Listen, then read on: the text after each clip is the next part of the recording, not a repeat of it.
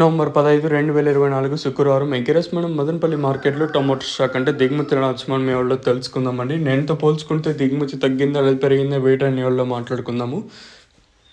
ఇంకా channel subscribe చేసుకోకుండా అలాగే లైక్ చేయకుండా చూస్తుంటే వెంటనే లైక్ ప్లస్ సబ్స్క్రైబ్ చేసుకోండి. సో ఇంకా వీడియో విషయానికి వచ్చినట్టయితే ప్రస్తుతానికి స్టాక్ అనేది ఏ విధంగా వచ్చింది ఎట్లా మొత్తం మనం ఈ వీడియోలో డిస్కషన్ చేద్దాము. సో మీరు చేయాల్సింది ఏమంటే ఒక లైక్ ఒక సబ్స్క్రైబ్ మాత్రం మర్చిపోదండి.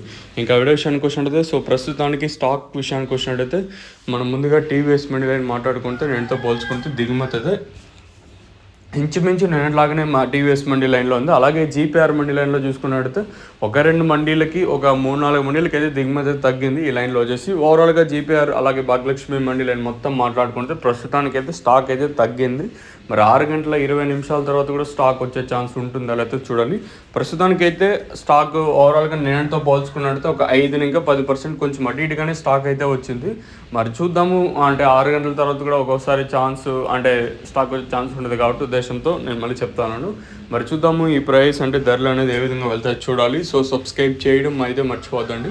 అలాగే లైక్ చేయడం మాత్రం మర్చిపోదండి. మీ సపోర్ట్ కోసం మన ఛానల్ ఎప్పుడైతే చూస్తూనే ఉంటుంది. సో ఇదండి ఇన్ఫర్మేషన్ ప్రస్తుతానికి ఉన్నది మన మదనపల్లి మార్కెట్. ఇంకా